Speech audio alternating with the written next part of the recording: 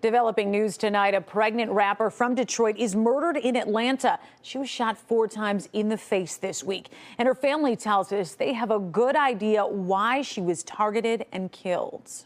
She was 14 weeks pregnant, 2 semesters away from her nursing degree, running her own business, dropping music, and building the kind of life people dream about. And somebody looked at all of that and decided she needed to die.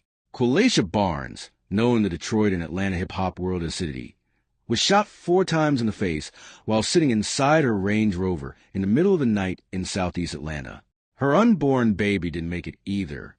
2 lives gone before the sun came up. And the worst part? Her family says they know why it happened. They just can't prove it yet.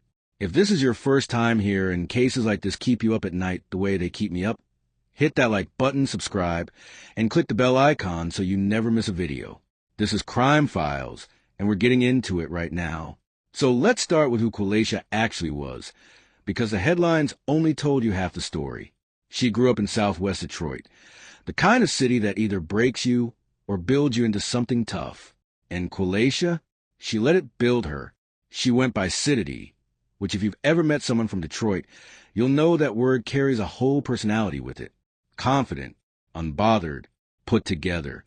That was her. On record, she was sharp and bold. She collaborated with some of Detroit's biggest names. I Swear Vetso, Babyface Ray, Peasy. And she dropped an entire album called Diddy My City, a love letter to the place that made her. Tracks like Get a Check Turnt and To the Bank weren't just songs. They were a whole attitude, a declaration that she was here, she was building, and she wasn't stopping for anybody. But here's what the music blogs don't tell you. Siditty wasn't just a rapper. She was also the CEO of So Siditty Boutique, her own online retail brand. She was also a nursing student, and not just enrolled. She was on the dean's list, 2 semesters from finishing her degree. Her mother, Francine, told reporters that Qualeisha was so proud of that, and her family was proud too. Think about that for a second. This woman was juggling a music career, running a business, excelling in school, and growing a baby inside her at the same time. She wasn't out here being reckless. She was stacking. She was building multiple futures at once. She had also recently bought herself a brand new 2024 Range Rover Sport. There are photos of her standing in front of it with a huge red bow on the hood, jumping with excitement. That image hit different after what happened, because that same car became the scene of her murder. Now, let's talk about the night everything fell apart. It's April 8th, 2026. It's the middle of the night, just past 1 a.m., in the Springside Place area of southeast Atlanta, a quiet residential street, the kind of block where people are supposed to be asleep at that hour. But Qualeisha is in her white Range Rover, and someone knows exactly where she is. A neighbor named Mevlin Mapp heard it all go down. He described hearing 4 or 5 gunshots, then a car, a Honda, speeding away from the scene. 20 or 30 minutes later, police were everywhere. When officers arrived, they found Qualeisha unresponsive in the driver's seat, multiple gunshot wounds. The car had rolled to a stop in the middle of the road. EMS arrived and pronounced her dead on the scene. Her unborn baby was gone too. Atlanta Police Lieutenant Christopher Butler confirmed that based on the evidence, the shots came from outside the vehicle. Someone walked up to that car, or pulled up alongside it, and opened fire directly into it. This wasn't a stray bullet. This wasn't a robbery gone wrong. Police quickly ruled out self-inflicted wounds. This was a targeted killing. Someone came specifically for Qualeisha. Investigators began retracing her movements from earlier that night. They had a general route she'd taken. They were pulling surveillance footage, canvassing the neighborhood, talking to residents. But here's what they wouldn't say publicly. Who, why, and whether anyone had set her up to be there. That silence from police hit differently when you heard what her family was already saying out loud. Because her family didn't hesitate. They came forward almost immediately and said this wasn't random. Her mother Francine went on camera and told reporters plainly that she believed Qualeisha was targeted because she was pregnant, not in spite of everything she had going for herself. because of the baby specifically. Francine also said she believed more than one person was involved, not just a shooter, a whole situation. Someone who knew where she'd be, someone who may have put her in that position on purpose. Her words were pointed and deliberate. She said that if you instigate something that leads to murder, you should go to jail too. That's not someone guessing. That's a mother who believes her daughter was set up. That's a woman who thinks she knows the shape of what happened, even if she doesn't have a name attached to it yet. Her sister Shatara said something that stayed with me. She said she didn't know Siditty the rapper. She knew Lele, the girl who slept in the same bed as her, the jokester, the one who could walk into a room and make everybody laugh without even trying. She said if you met Lele, you instantly loved her.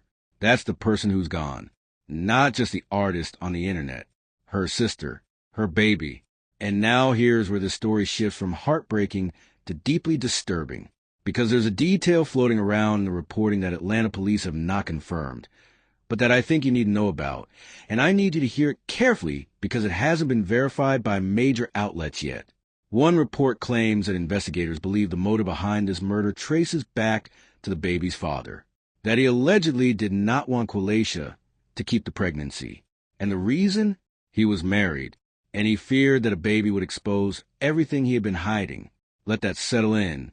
If that is true, and again, police have not confirmed this, then what we're looking at is not a random street crime. What we're looking at is a woman who was allegedly killed because she was pregnant by someone who had too much to lose if that baby came into the world. Someone who may have decided that the easiest solution was to make sure neither she nor the baby made it. This is the part of true crime that never gets easier no matter how many cases you cover, because this isn't about a stranger. If this theory is correct, the danger came from someone she trusted, someone she let close enough to know she was pregnant, to know where she'd be, to coordinate what happened on that street at 1 a.m. And the family's words make more sense when you look at it through that lens. The talk about being lured into a setup, the talk about people who instigate needing accountability, the belief that more than one person was involved. A shooter doesn't typically know a victim's route at 1 a.m. unless somebody told them. As of right now, no arrests have been made. No suspects have been publicly named. Atlanta PD has the surveillance footage, the witness account, the route, and whatever else they've gathered. The investigation is still open, and Qualeisha's family is still waiting for someone to be held responsible for the deaths of their daughter and her unborn child. Crime Stoppers Atlanta is accepting anonymous tips at 404-577. Tips. If you know something, that number exists for exactly this reason. Now I want to sit with you for a second before we close this out, because I think this case raises questions that go beyond just who done it. What does it say about how we treat women, especially black women, who are doing everything right and still end up in danger from the people closest to them? Qualeisha wasn't reckless. She was in school. She was running a business. She was making music. She was preparing for motherhood. She was doing what we always tell people to do. Build something. Invest in yourself. Level up. And if the theory her family is pointing toward is correct, that still wasn't enough to protect her from someone who saw her pregnancy as a threat to his own comfort. How many women are sitting in situations right now where they're carrying a secret that someone else wants buried? How many of them are being told, in one way or another, that the baby is a problem? And how many of them don't realize that for some people, removing the problem means removing them? Why does it take a woman losing her life and her unborn child losing theirs before we start asking these questions out loud? And who, on that street, in that darkness, at 1 a.m, made the decision that Qualeisha Barnes and her baby didn't deserve to make it to morning? Someone out there knows the answer to that. And until they're held accountable, Qualeisha and her child don't get justice. Her mother doesn't get peace. Her sister doesn't get to stop grieving. And this story doesn't get an ending. If this video moved you the way this case moved me, please like it, share it, and subscribe to Crime Files.